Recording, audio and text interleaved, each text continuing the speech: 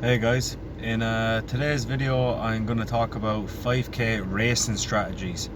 Now we have three different strategies, and the first one is a positive split, the second one is an even split, and the third one is a negative split. So you kind of, when you're looking online, you see every single Google page, every video always tells you that negative splits are the best. Now it may be the case, and maybe it's just my lack of experience, but for me I find that negative splits don't really work for me, because if I start out at a slower pace, just for example, I'm going to use like a 20-minute 5k, so you want to keep 4 minutes per kilometer. Now if I start out at 4:15, then I have my next kilometer 4:12, my next kilometer 4:05, then the next one 4, and the next one 3:45, for example. Now it's just a really rough example, but if I was to go out and aim to do that, where my first kilometer is my slowest and my last kilometer is my fastest, it just doesn't work for me. I feel like whatever pace I go out on my first kilometer, it's like my body adapts to that speed. It's like my body, my brain just hones in on that setting, and usually I find that it's too, I don't know, it's too hard to pick up the pace, Now I found anyway that it doesn't really work that great for me. Now look, I'm sure there's a lot of people now that'll disagree with that, and as I said, maybe it's my lack of experience, but I find even splits or even positive splits to be the best. In any of my best 5k attempts, where I did like 20:08, or I did like 20:15, 20:20, 20:30, nearly all of them, my first kilometer was my fastest, where I went out at like maybe 3:48, 3:55, and then for the remainder of the kilometers, then I'm kind of like, I'm trying to hold on. Now I wouldn't be swaying too much, like maybe my next one is 4:02, my next one is 4:03, so I'm not differing too much, but I definitely find the kind of holding on factor a little bit easier than negative splitting, because my brain just, and my body doesn't adapt to that at all. Now I'm not saying go out and blow yourself up and go do 3:35 for the first one, and I don't do that, because I know I'll be absolutely gassed, my breathing will be all over the place, and I know I won't get anywhere doing that. So I'd say my preferred method is slightly positive. Even splits are, that's pretty much bang on if you're very good at keeping your pacing together. Now I know you have the watch, but as you know yourself, it is quite difficult to keep the paces all the same, especially when you're breathing heavy and you have race day emotions, and there's a lot of factors that go into it. So I find if you start out just a slight bit faster than what you need to, so for example, for the 20 minute, start out your first one like maybe like a 3:52, then your next one, if you can, go like 3:58 or 3:59, then your next one go 4:02, and just keep it nice and tight, and try your best to not fluctuate too much, and always remember that in the later kilometers, that's when the real difficulty starts. So if you can just hold strong and really push through, and just really focus on this point. Like usually I find like if you have a mantra, or I know one of my friends, he's a very good runner, but he actually writes little motivational quotes on his hand. So when he's running and it starts getting tough, he just looks down at his hand, has that motivational quote, and it kind of spurs him on just to keep stuff going for the last few k. Because for me, I always tend to drop off in kilometer 3 and 4. That's where I'll slow down, and then on the 5th, then I will speed up a little bit, and especially coming up into the last 500 meters, that's when it's just like, I try give everything that I have in my gas tank, just really try and bust it out. Now I still haven't conquered the sub 20 yet, but I do feel like I'm going to break it soon. I feel like my fitness is coming back good, and my speed, and now I'm still only doing like on average 15 kilometers a week running, and my 1 day kickboxing, and a bit of gym work. So like I definitely need to start adding in some interval work, and I know I'll really crush it then. But for the minute with my current plan, I'm definitely gonna break this sub 20, and you know I just feel that in my bones. You know, now I have a park run in the morning. It's meant to be good weather, so I might go to a flat park run and really try bust it out. And then on Sunday I have a race in my hometown, and there's a few guys from work going to that, so that should be kind of fun. Only that it's meant to be very bad weather. You know, it's meant to be raining all day, cloudy, windy. You know, so I don't know if that's going to be the best day to try and see how low I can get on the 5k time. But last week I did for the first time in like nearly 6 weeks, I got back into the 20-minute zone, so I'm very happy with that. And I feel like that's only the start. You know, I'm getting back that December fitness what I had, back into the, you know, the 20:08 to 20:20 zone. So we shall see. And I also have a 10-mile race coming up now. I'm after booking in for the 2nd of March, so that should be interesting. I've only ever done one 10-mile race before, and that was in November. And even I noticed in that one as well, I kind of positive split it in that one too.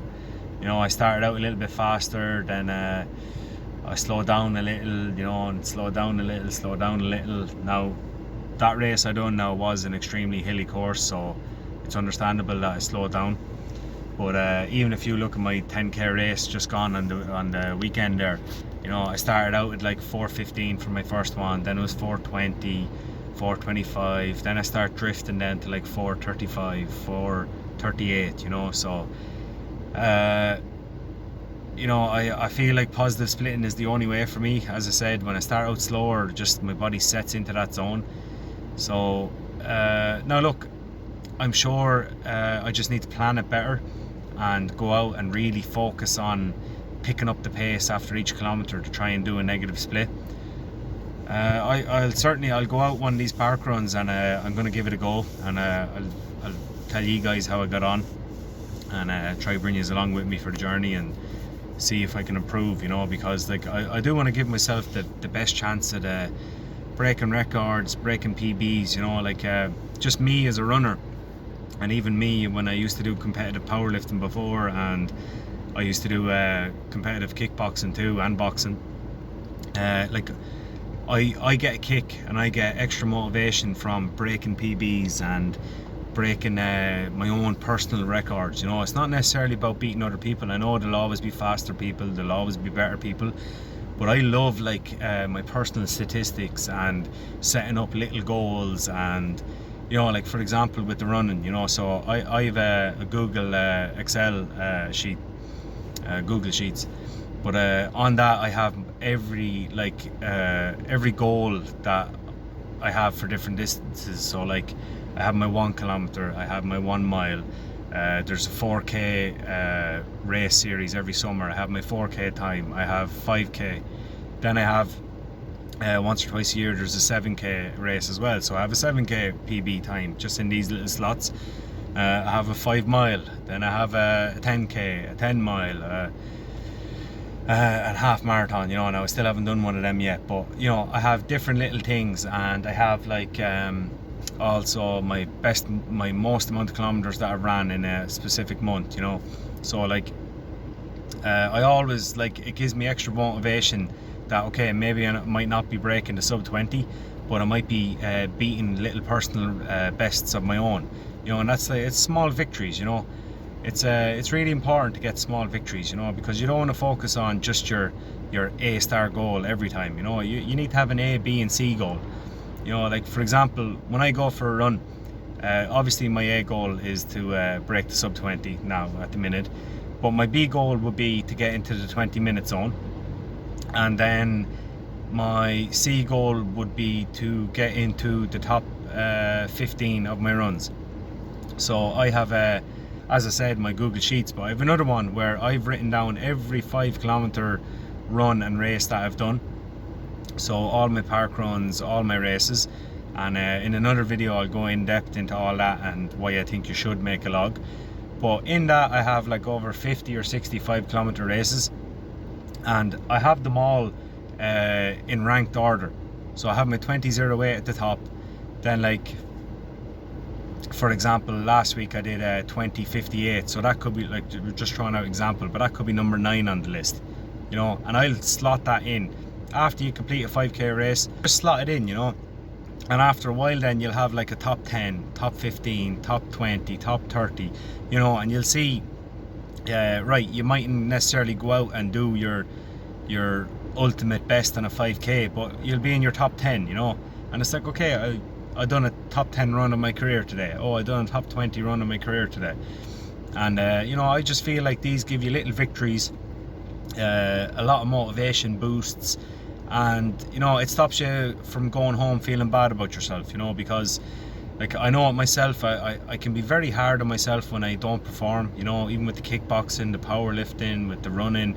If I don't perform, I can be very hard on myself, you know, and I can feel a bit sad, like, oh, look, Stuart, you didn't really push it now today, you know, you done a lot of training and blah de blah. But you know, as everyone knows, you can have a bad day, you mightn't be feeling the best, you know, the energy just mightn't be in your legs, you might be tired from work, and you know, there's a lot of factors to go into it, and that influence your results, you know. So I feel that these are definitely essential, you know. And even with when it comes to like the race strategies for pacing, you know, you could even make different goals when it comes to pacing. So you could have like another section on your sheet, your fastest first kilometer in a race,